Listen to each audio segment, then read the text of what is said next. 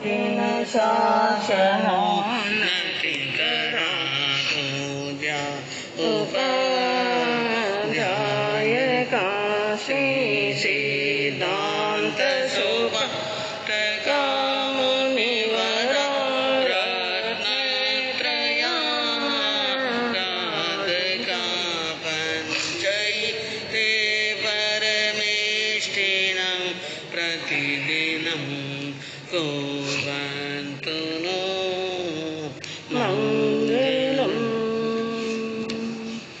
मङ्गलं भगवान् वीरो मङ्गलं गौतम प्रभु मङ्गलं स्तुतिभद्राद्या जैन धर्मोऽस्तु मङ्गलम्। अज्ञानतिमिरान्धस्य ज्ञानाञ्जनशलाकया चक्षुरुन्मिलितं येन तस्मै श्रीगुरवे नमः। सत्येषु मैत्रे गणेशो प्रमोदं क्लिष्टेषु धीरे सुकृपा परत्वं माध्यस्वभावं विपरीतवृत्तौ सदा ममात्मा विदधातु देव सदा ममात्मा विदधातु देव। अहिंसा के अग्रदूत, त्रयकाल दृष्टा, भवी जीवों के तारनहार, शासनेश प्रभु श्रमण भगवान महावीर स्वामी के चरणों में कोटि कोटि वंदन। दीन दुखियों के मसीहा, करुणा के सागर, परम पूज्य गुरुदेव श्रमण सूर्य मर्दर केसरी श्री मिश्री मल जी महाराज साहब के चरणों में कोटि कोटि वंदन। पाठ पर विराजमान परम श्रद्धेय, परम विदुषी, मधुर व्याख्यानी, सरल मना पूज्य गुरु जी महाराज साहब के चरणों में कोटि कोटि वंदन। धर्म प्रेमी बंधुओं, शीलवती माताएं बहनों, संसार के भव्य प्राणियों को सदुपदेश देते हुए और उनका सन्मार्ग प्रशस्त करते हुए ज्ञानी महान पुरुषों ने अपनी अमृतमय वाणी के अंदर एक सदुपदेश दिया। कहा, अष्टादश पुराणेषु व्यासस्य वचनम द्वयम परोपकाराय पुण्याय पापाय परपीडनम्। अष्टादश पुराणेषु 18 पुराणों का सार निकालते हुए श्री वेद व्यास जी ने केवल 2 बातें कही। जिस प्रकार हमारे जैन धर्म के अंदर आगम बताए गए हैं और आगमों की संख्या है 32, उसी प्रकार हिंदू धर्म के अंदर पुराण बताए गए हैं और पुराणों की संख्या है 18 पुराण बताए। तो कहा कि अष्टादश पुराणेषु व्यासस्य वचनम द्वयम, 18 ही पुराणों का सार निकालते हुए श्री वेद व्यास जी ने केवल 2 शब्द ही कहे। 18 पुराणों का सार केवल 2 शब्दों के अंदर ही उन्होंने निकाल दिया। जिस प्रकार हमारे 32 आगमों का सार प्रभु ने 2 बातों के अंदर ही निकाल दिया, ना किसी से राग करो और ना किसी से द्वेष। राग और द्वेष छूट गए, समझ लो 32 आगमों का निचोड़ और 32 आगमों का आचरण उस आत्मा के अंदर आ गया। उसी प्रकार 18 पुराणों का सार निकालते हुए केवल वेद व्यास जी ने 2 ही शब्द कहे हैं, जिसमें सबसे पहले क्या कहा, परोपकाराय पुण्याय। पर उपकार से बढ़कर के इस धरती पर 3 लोक के अंदर कोई पुण्य नहीं है। और पापाय परपीडनम, दूसरों को, पर को, किसी दूसरे को पीड़ा देने से बढ़कर के कोई पाप नहीं। यदि कोई जीवन के अंदर पुण्य कमाना चाहता है, क्योंकि ये बात हम भली प्रकार से जानते हैं कि पुण्य का फल मीठा होता है और पाप का फल कड़वा होता है। पुण्य का फल होता है सुख और पाप का फल होता है दुख। जिस प्रकार एक व्यक्ति कोई यात्रा कर रहा है, पैदल चल रहा है और चलते चलते थक गया, वो विश्राम करना चाहता है, धूप बहुत जोरदार है और वो कहीं विश्राम करना चाहता है, तो वो कैसा स्थान ढूंढेगा? छायादार, कि कोई घनी छाया वाला वृक्ष मिल जाए, कोई बड़ का झाड़ हो, कोई पीपल हो, कोई नीम हो, कोई आम का झाड़ जो विशाल काय वाला, जिसकी छाया भी बड़ी घनी हो, ऐसे छायादार वृक्ष के नीचे वो बैठने के लिए वो स्थान ढूंढेगा। और जैसे ही ऐसा स्थान मिल गया, वो वहां पर बैठ करके क्या करेगा? विश्राम करेगा। तो एक व्यक्ति तो धूप में थका हुआ, पैदल चल चल करके थका हुआ एक व्यक्ति तो एक बड़े घने छायादार वृक्ष के नीचे बैठा है, और एक व्यक्ति कड़ी धूप में एक शिला पर बैठा है। कड़ी धूप में किस पर बैठा है? शिला पर बैठा है। और एक व्यक्ति छायादार वृक्ष के नीचे बैठा है। ये दोनों का फल क्या है? एक का फल यानी पुण्य के समान है। पुण्य का फल है वो छायादार वृक्ष के नीचे बैठा है, और एक पाप का फल है, थका हुआ है, गर्मी में है और फिर भी बैठा किसमें है? शिला के ऊपर, धूप के अंदर। ये होता है पुण्य का और पाप का फल। तो क्या कहा, यदि जीवन में सुख चाहते हैं, यदि जीवन में हम आनंद चाहते हैं, तो हमें क्या कमाना पड़ेगा? पुण्य। क्योंकि पुण्य का फल बड़ा मीठा होता है। पुण्य बांधना तो मुश्किल है, पुण्य बांधना कोई सरल नहीं है। पुण्य बांधना बड़ा मुश्किल है, लेकिन पुण्य का आखिर बड़ा मीठा फल होता है। और पाप बांधना तो बड़ा आसान है। पाप बांधने के लिए कोई पुरुषार्थ नहीं करना पड़ता। पाप तो सहज में हो जाता है और हंसते हंसते हो जाता है। और एक बात मैं आपको और कहूं, एक मनुष्य जिसको कोई काम बड़ा अच्छा लग रहा है, बड़ा आनंद आ रहा है और बड़ा मजेदार लग रहा है, समझ लेना चाहिए वो पाप है। क्या है? पाप। क्योंकि धर्म में, काम में आनंद आना, सामायिक में आनंद आना बड़ा मुश्किल काम होता है। सामायिक में आनंद नहीं आएगा। हाँ, किसके में आनंद आएगा? मनुष्य को। पाप का काम करते हैं, बड़ी मस्ती से कर लेते हैं, बड़े मजे से कर लेते हैं। एक व्यक्ति को कहो कि 1 घंटा बैठ करके माला फेरनी है, 1 घंटा बैठ करके स्वाध्याय करना है, 1 घंटा बैठ करके प्रभु के नाम का सिमरन करना है। मैं कहूँ माला फेरते फेरते 10 बार तो माला क्या गिरेगी? नीचे गिरेगी। और झपकी कितनी बार आएगी? हाँ, जिसको नींद की गोलियां लेने के बाद में भी नींद नहीं आती है। कई प्राणी ऐसे होते हैं, रात्रि का समय है, सोने का समय है, घड़ी में 12 बज गई है और गद्दे पर सो रहा है, एसी चल रहा है, पेट भी भरा हुआ है, नींद के अनुकूल वातावरण है, और फिर भी नींद नहीं आती। और कई बार तो नींद की गोलियां लेने के बाद में भी नींद नहीं आती। और उसी व्यक्ति को कहो कि 10वें कालिक या उत्तराध्यान सूत्र की क्या करो?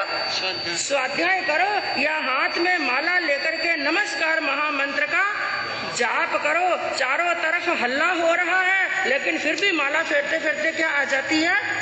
नींद आ जाती है। क्योंकि पाप का काम करना बड़ा आसान होता है और पुण्य का काम करना बड़ा मुश्किल होता है। लेकिन यदि हमने मुश्किल से कर लिया ना, इसका फल बड़ा मीठा मिलेगा। तो क्या कहा कि परोपकाराय पुण्याय। यदि हम मीठा फल चाहते हैं, जीवन में सुख चाहते हैं, तो पर उपकार का काम करो। पर उपकार यानी दूसरों की भलाई का काम करो।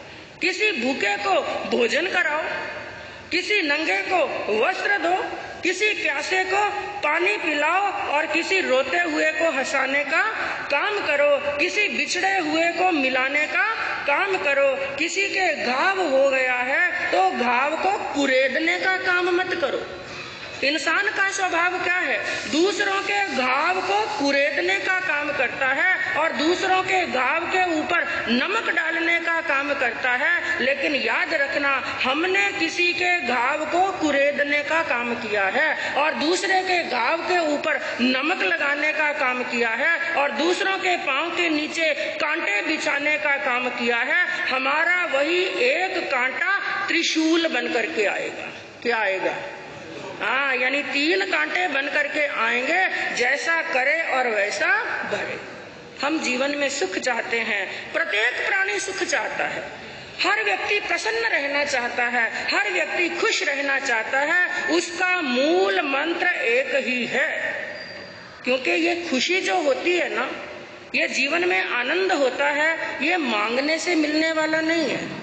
इसलिए ज्ञानियों ने कहा कि बिन मांगे मोती मिले और मांगे मिले न भीख।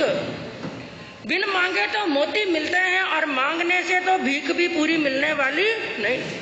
ये मनुष्य का भव है, ये श्रेष्ठ भव है। ऊंचा कुल मिला है, आर्य क्षेत्र मिला है। याद रखना बंधुओं, ये हमें मांगने से नहीं मिला है, बल्कि इसको प्राप्त करने के लिए हमने क्या किया है? पुरुषार्थ किया है। और वो पुरुषार्थ होता है पर उपकार। और जहाँ पर उपकार की बात आती है, उसमें ना अपना देखा जाता है और ना ही कोई पराया देखा जाता है। उसमें प्राणी मात्र देखा जाता है। वो चाहे मनुष्य है, वो चाहे त्रियंश है, चाहे अपना है, चाहे पराया है, चाहे खून का रिश्ता है और चाहे नहीं। क्योंकि अपनों के लिए, अपनों के खून के, अपने रिश्तों के लिए, बेटे और बेटियों के लिए, पत्नी के लिए, अपनों के लिए तो दुनिया जीती है, अपनों के लिए तो दुनिया गीत गाती है, अपनों के लिए तो आंखों में से आंसू भी बहाती है। लेकिन महान पुरुष वो होते हैं जो केवल स्व के लिए नहीं जीते हैं, बल्कि किसके लिए जीते हैं? हाँ, परार्थ के लिए, स्वार्थ के लिए नहीं, बल्कि परार्थ के लिए जीते हैं। इसलिए एक कवि ने बड़ी अच्छी बात कही कि अपने लिए तो जग में सभी जिया करते हैं, अपने लिए तो जग में सभी जिया करते हैं, अरे भला करने वालों का भला भी किया करते हैं।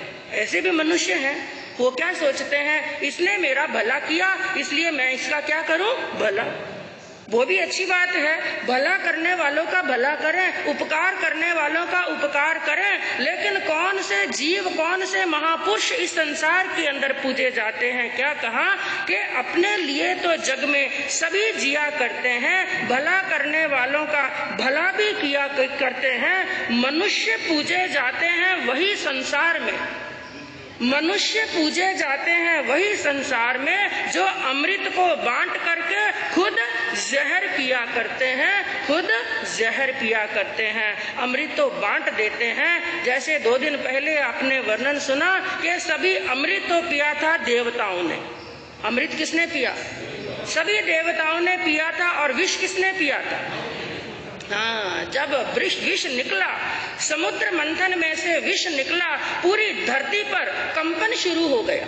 देवलोक के अंदर भी सब धूजने लगे, चारों तरफ 3 लोक के अंदर हाहाकार मच गई। ये विष कहाँ पर डालेंगे इस विष को? और जहाँ पर भी डाला गया, यदि कहीं पर भी इस धरती के किसी कोने पर भी इस विष को डाल दिया, सब कुछ तहस नहस हो जाए, जल जाएगा, बल जाएगा और वहां पर 3 काल में भी कुछ उत्पन्न होने वाला नहीं है। पूरी धरती समाप्त हो जाएगी इस विष से। तो सभी देवलोक के देवता ब्रह्मा जी और विष्णु जी तक भी वहां पर घूमने लगे, देखने लगे, पूछने लगे और अंदर ही अंदर वो कांपने लगे, क्या करें इस हलाहल विष को। फिर पहुंचे किसके पास में? हाँ, नीलकंठ। नाम कहाँ से पड़ा? नीलकंठ, क्योंकि जिन्होंने विष पिया और विष को कहाँ पर रोक लिया? कंठ तक ही, गले तक ही रोक लिया और गला पड़ गया नीला, इसलिए नाम पड़ गया नीलकंठ। हाँ, नीलकंठ नाम पड़ गया। बाकी हुए सब देव और शंकर जी हुए महादेव। बाकी ने सब अमृत पिया था और शंकर जी ने विष पिया था। और वही महादेव हो सकते हैं, वही महान पुरुष हो सकते हैं, वही महापुरुष हो सकते हैं जो केवल अमृत नहीं, अमृत तो दूसरों को बांटते हैं और खुद क्या पी लेते हैं? विष, जहर पी लेते हैं। और ये बातें बहुत बड़ी बड़ी हैं। और ऐसा जीवन के अंदर यदि उपकार की भावना आ जाए तो वही महापुरुष हो सकता है। और दूसरी बात क्या कही? पापाय पर पीड़नम। यदि पुण्य पर उपकार से बढ़कर के कोई पुण्य नहीं है तो पर पीड़ा से, यानी दूसरों को सताना, दूसरों को दुख देना, दूसरों के आंखों में आंसू आना, दूसरों के बने बनाए घर को उजाड़ देना, दूसरों के जन्म जख्म को कुरेद देना, पर पीड़ा से बढ़कर के दुनिया के अंदर कोई पाप नहीं है। अब हमें इसके ऊपर चिंतन करना है, मंथन करना है कि हमें पाप का फल चाहिए या पुण्य का। इंसान पाप छोड़ना नहीं चाहता लेकिन पाप का फल भी नहीं चाहता। पाप छूटता नहीं है। और पुण्य करना नहीं चाहता और पुण्य का फल चाहता है। लेकिन जिसका हमें फल चाहिए वो कार्य हमें करना तो पड़ेगा और उस कार्य के अंदर अग्रसर होंगे तभी हम एक इंसान कहलाने के योग्य हैं। क्योंकि इंसान का चोला तो आपको भी मिल गया और हमें भी मिल गया। एक दुष्ट को भी मिला, एक सज्जन को भी इंसान का चोला मिला है। लेकिन मात्र इंसान का चोला मिलने से कोई इंसान बनने वाला, सच्चा इंसान वो होता है जो अपने तन का, अपने धन का, मिली हुई संपत्ति का, मिली हुई वस्तु का सदुपयोग करता है। मैं कहूँ संपत्ति तो एक किसी नीच व्यक्ति को भी मिल सकती है, संपत्ति तो वैश्या के पास में भी है, लेकिन उसकी संपत्ति का कोई मूल्य नहीं। एक व्यक्ति वो होता है कि दरिद्र होते हुए भी, कुछ भी उसके पास में संपत्ति नहीं है तो भी सबसे बड़ा दान कर जाता है। और एक व्यक्ति वो होता है ममन सेठ की तरह, केवल जोड़ जाता है और सिर फोड़ जाता है। यदि दान कुछ नहीं दिया तो केवल जोड़ा जोड़ा और अंतिम में सिर फोड़ करके चला गया। तो ज्ञानियों ने कहा कि धनानि जीवितम चैव प्रार्थे प्राज्ञे उत्सृजेत सन्निमिते वरम त्यागो विनाशे नियते सती। ज्ञानियों ने बड़ी विशिष्ट बात, बड़ी विशेष बात कही कि धनानि जीवितम चैव, एक तो धन और दूसरा है मनुष्य का जीवन। धन का और जीवन का एक विद्वान पुरुष, सज्जन पुरुष, महापुरुष इसका सदुपयोग करते हैं। प्रार्थे प्राज्ञ उत्सृजेत, पर उपकार के अंदर लगा देते हैं अपने शरीर को भी, अपने धन को भी। क्योंकि विद्वान पुरुष क्या जानते हैं, ना ये शरीर रहने वाला है और ना ही मेरे पास में धन रहने वाला है। या तो धन मुझे छोड़ करके चला जाएगा और या फिर मैं धन को छोड़ करके चला। ये कुछ भी हमेशा साथ रहने वाला नहीं, ये सच्चाई है। या तो धन मनुष्य को छोड़ करके चला जाता है, या एक दिन वो होता है कि कमाए हुए धन को मनुष्य खुद छोड़ करके चला जाता है। इसलिए क्या चाहिए, सन्निमिते वरम त्यागो, अच्छे निमित्त के अंदर, अच्छे कार्य के अंदर अपने धन का भी सदुपयोग कर लेना चाहिए और अपने जीवन का भी सदुपयोग कर लेना चाहिए।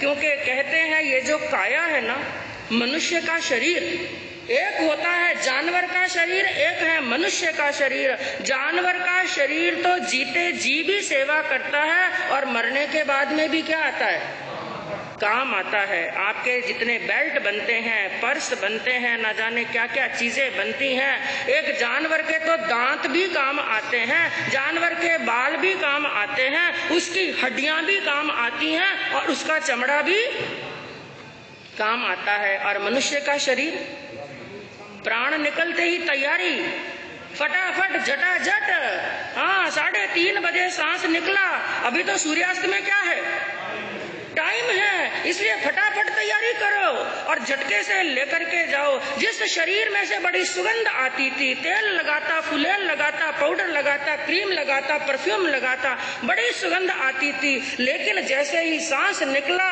इस काया में से थोड़ी देर में क्या आने लगी? दुर्गंध आने लगी, बदबू आने लगी। जिस काया को देव के समान सुंदर बताया जाता था और मरने के बाद में डर लगता है।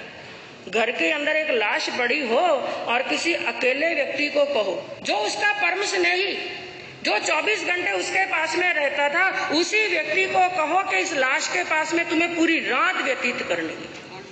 हाँ, एक के स्थान पर कितनी लाशें हो जाएंगी? 2, क्योंकि एक तो डर के मारे ही मर जाएगा। तो कहने का तात्पर्य क्या है? धन को और जीवन का सदुपयोग करना चाहिए। मनुष्य को मनुष्य के काम आना चाहिए, और मनुष्य यदि मनुष्य के काम नहीं आया तो उसका जीवन किसी काम का नहीं है। और आज हमारे यहाँ पर गुरुदेवों की जन्म जयंती के उपलक्ष्य के अंदर कौन सा दिवस मना रहे हैं? हाँ, स्वधर्मी सेवा का। स्वधर्मी सेवा का और एक स्वधर्मी भाई का कर्तव्य है, आपका कर्तव्य है कि आप अपने जीवन के अंदर सबसे पहले स्वधर्मी भाई के क्या आए? काम। मैं कहूँ ये मूक प्राणियों की भी सेवा करनी है और मनुष्यों की भी सेवा करनी है, दीन दुखी की भी सेवा करनी है। लेकिन एक मनुष्य का कर्तव्य होता है सबसे पहले तो घर के अंदर माता है, पिता है, वृद्ध है, उनकी सहायता करो। और दूसरा कर्तव्य होता है अपने स्वधर्मी भाई की क्या करो? सेवा, उनकी सहायता करो। और कैसे? छपा करके नहीं, प्रकाशित करके नहीं, बल्कि गुप चुप। इस हाथ ने दिया और इस हाथ को पता भी नहीं चलना चाहिए।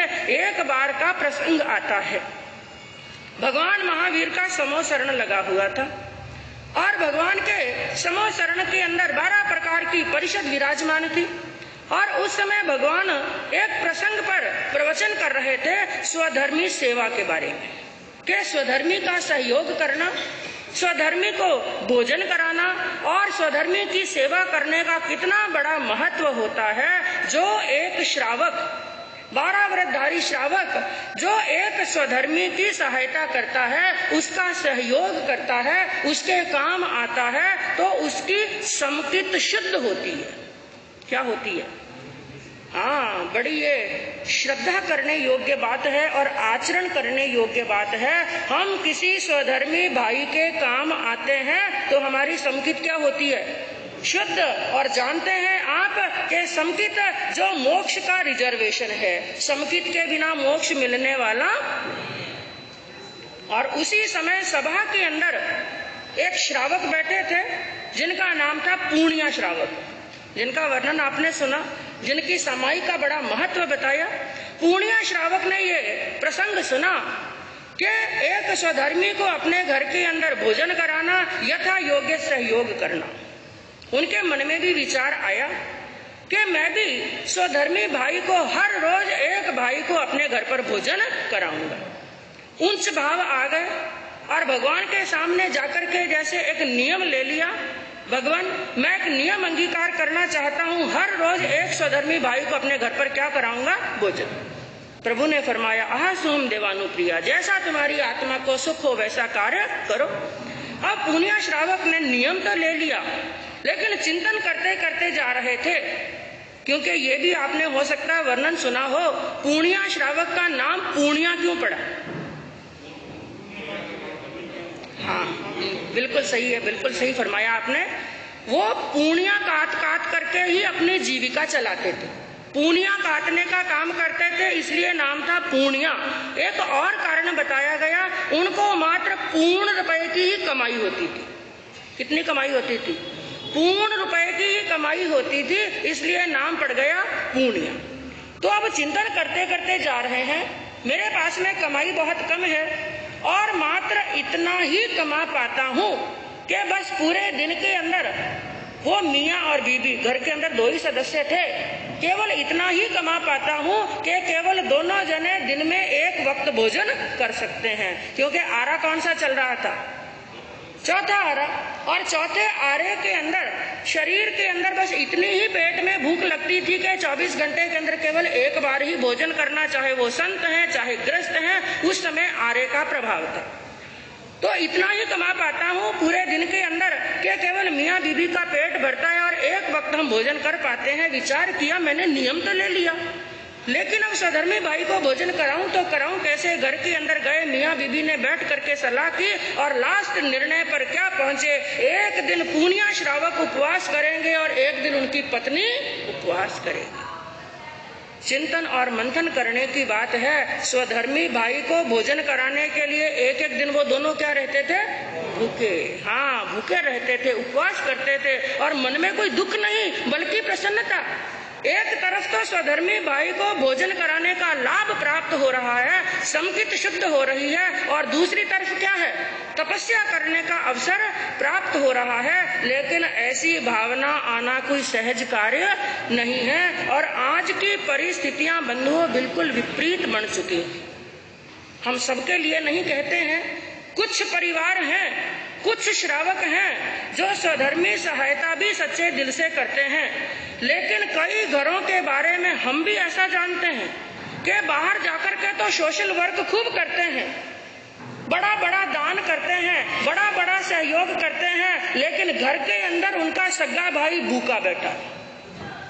करोड़पति सेठ हैं, कई नाम हमें मालूम है, अच्छी तरह से हम उनको जानते हैं। करोड़पति सेठ हैं, बाहर जाकर के लाखों का दान देते हैं, करोड़ों का दान देते हैं, लेकिन महीने महीने भाई के घर पर राशन नहीं भेज सकते। और भाई की स्थिति ऐसी है, कोई शरीर का कारण ऐसा है कि वो इतना कमा नहीं पाते हैं, इसलिए जहाँ पर राशन दिया जाता है, किराने का सामान दिया जाता है, संस्थाएं वहाँ पर देती हैं। जब वो एक गरीब भाई वहाँ पर थैली लेकर के जाते हैं तो वो करोड़पति भाई क्या कहता है, मेरी नाक कटा दी। एक भाई भूखा बैठा, उस समय तो नाक नहीं कटी। एक भाई के बच्चे भूखे बैठे हैं, उस समय तो करोड़पति की नाक नहीं कटी। अरे जिस समय वो थैली लेकर के गया उस समय नाक कट गई। मैं कहूँ वो भूखा है, वो नहीं जाएगा तो क्या करे, भूख कब तक सहन करेगा, क्योंकि भूख सबसे बड़ी बीमारी है। कितनी भी सामायिक कर लो, कितना भी धर्म कर लो, कितना भी संघ और समाज के अंदर जाकर करोड़ों का दान कर दो और कितना भी अपना नाम कर लो, कितना भी सोशल वर्क कर लो, लेकिन आपका सगा भाई, सगी बहन और घर का कोई सदस्य भूखा बैठा है तो आपका सब किया कराया गुड़ गोबर हो जाएगा। इसलिए सबसे पहले क्या करना, हाँ, स्वधर्मी भाई भी तो स्वधर्मी ही है ना, सबसे पहले उनका सहयोग करो और दूसरे जो हमारे स्वधर्मी भाई हैं उनको ऊपर लाने की कोशिश करो। एक शादी होती है, विवाह होता है, जहाँ पर इतना इतना भोजन, कई बार तो इंसान इतनी नीचता का कार्य कर लेता है, इतना छोटा इतना घृणित कार्य कर लेता है। कई बार हमारे सुनने में आया, बड़े नामी सेठ हैं, बड़े करोड़पति सेठ हैं, जोरदार घर के अंदर नाश्ता बना, जोरदार जिमन बना, एक गरीब स्वधर्मी भाई बिना बुलाए वहां पर चला गया और बिना कहे उसने एक प्लेट ली, हाथ में प्लेट ली और नाश्ता पुरुष लिया। अब क्या इतनी छोटी बात कहें कि एक स्वधर्मी भाई ने वो प्लेट हाथ में ली और करोड़पति सेठ जी ने उनके हाथ से प्लेट छीन ली। क्या कहकर के, आपको निमंत्रण किसने दिया, यहाँ पर जिमने के लिए आपको किसने बुलाया, और उसी खाने में से कम 400 जने जिम सके, इतना खाना नालियों के अंदर चला जाता है। मैं कहूँ वो कहाँ के धर्मात्मा है, वो कहाँ के पुण्य आत्मा है। इतना खाना वेस्ट चला गया और 4 लोगों ने, 10 लोगों ने, 20 लोगों ने उसमें से पेट भर लिया। कौन सा गलत काम हो गया। कई बार स्थानकों में भी हमने देखा ये बात, स्थानकों के अंदर भी जब गौतम प्रसादी होती है, 500-500 लोगों का खाना बनता है, 2-2 हजार लोगों का खाना बनता है। रास्ते चलते हुए मान लो वो स्वधर्मी नहीं है, अरे इंसान तो है, उनको आप ढंग से कह सकते हैं, कोई बात नहीं। जहाँ पर हमारे जैन लोग जिम रहे हैं और यहाँ के लोकल लोग आ गए, उनको फटकारो मत, प्रेम से कह सकते हैं, कोई बात नहीं भाई आप आ गए, जिमो आराम से, लेकिन एक तरफ बैठ करके जिम लो। और उसके हाथ में से यदि आपने थाली छीन ली और 4 गालियां बोल दी, आपकी सामायिक भी गई, तपस्या भी गई और सभी साधना भी गई। क्योंकि इंसान भगवान बनने की बातें करता है, स्वर्ग में जाने की बातें करता है। अरे भगवान बनने की और स्वर्ग में जाने की बातें बाद में करना, पहले हम इंसान बने हैं तो इंसानियत आनी चाहिए। इसलिए कहा कुछ कहते हैं बनो फरिश्ता। किसी ने कहा है मनुष्य तू ऐसी साधना कर, मर करके क्या बन जाए? फरिश्ता, यानी देवलोक में चला जाए। कुछ कहते हैं बनो फरिश्ता, कुछ कहते हैं भगवान बनो। किसी ने तो और ऊंची बात कह दी, अरे देवलोक में क्या जाए, तू ऐसी साधना कर, मर करके कहाँ चला जाए? मोक्ष में भगवान बन जाए। कुछ कहते हैं बनो फरिश्ता, कुछ कहते हैं भगवान बनो, पर मैं कहता हूँ कुछ न बनो तुम, सबसे पहले इंसान बनो। इंसान का चोला पाया है, इंसान बनो। और इंसानियत नहीं है, मन में दर्द नहीं है, सगा भाई रो रहा है, सगी बहन रो रही है, एक स्वधर्मी भाई स्वधर्मी बहन आपकी आंखों के सामने दुखी है और आपकी आंखों में आंसू नहीं आए। घर के अंदर मिठाइयां उड़ रही हैं, होली आती है, दिवाली आती है, और अब क्या आने वाली है? राखी। राखी आए, हाँ, राखी के अंदर कौन सी मिठाई आती है घर में? ज्यादातर घेवर। असली राखी मनाना चाहते हैं ना? असली राखी मनाना चाहते हैं, आपका स्वधर्मी भाई हो या अड़ोस पड़ोस में कोई गरीब व्यक्ति हो, तो उनके घर में भी ले जाकर के एक घेवर दो। ले जाकर के दोगे, आपको कोई फर्क नहीं पड़ेगा, लेकिन उसके घर के अंदर सच्ची राखी और सच्ची दिवाली हो जाएगी। एक छोटा सा प्रसंग बताऊं। एक बार एक बोहरा यानी एक मुसलमान भाई, ईद का त्योहार था, ईद का दिन था। यहाँ पर ईद में क्या होता है हमें उसमें नहीं जाना है, मैं आपको इंसानियत बताना चाहती हूँ। इंसानियत किसे कहते हैं?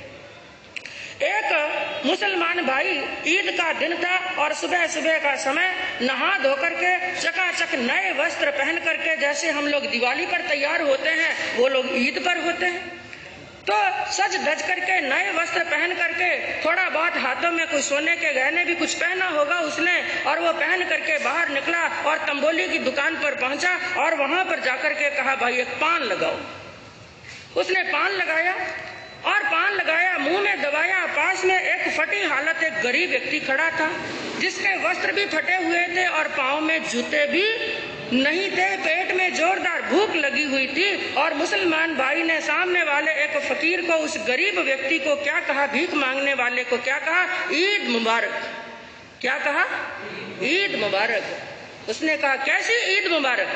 तुम्हें यदि सच्ची ईद मनानी है, मेरे इन तन को ढको, मेरे नंगे पांव को ढको, तुमने जो वस्त्र पहन रखे हैं वो वस्त्र उतार करके मुझे दो। जो पान तुम्हारे मुंह के अंदर है वैसे का वैसा पान मेरे मुंह में होना चाहिए। अरे तुम्हारा पेट भरा हुआ है तो तुम ईद मना सकते हो, जिसका पेट भी खाली हो, तन भी नंगा हो और पांव भी नंगा और सिर भी नंगा, उसके लिए कैसी ईद? ये ईद तो पैसे वालों के लिए है, तुम जैसे धनवानों के लिए है, हमारे गरीबों के लिए तो कभी कोई ईद होती ही नहीं।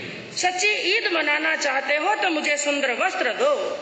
ये बात सुनी, उसको भी अंदर से चोट लग गई। ये बिल्कुल सत्य कह रहा है। उसने उसी वक्त उस गरीब के वस्त्र ले लिए और खुद के वस्त्र उसको दे दिए, पांव में जूते पहना दिए और लाकर के भोजन दिया। सामने पान वाला बैठा, वो देखता देखता कहने लगा, अरे भाई साहब आपने ये क्या किया? अपने खुद के वस्त्र उसको दे दिए। तो उस मुसलमान की आंखों में आंसू आए और रोते रोते उसने क्या कहा? वो गदगद हो गया, भावुक हो गया। उसने कहा भाई मैंने जीवन की 60 ईद मनाई, लेकिन आज मुझे ऐसा लगता है कि सच्ची ईद तो मैंने आज मनाई है। तो आपको भी सच्ची होली और दिवाली मनानी है तो किसी के काम आएंगे। मात्र 4 लाइनें कह करके अपने वक्तव्य को विराम दूंगी। एक कवि ने क्या कहा? फूल नहीं वह पत्थर है जिसमें सौरभ का सार नहीं।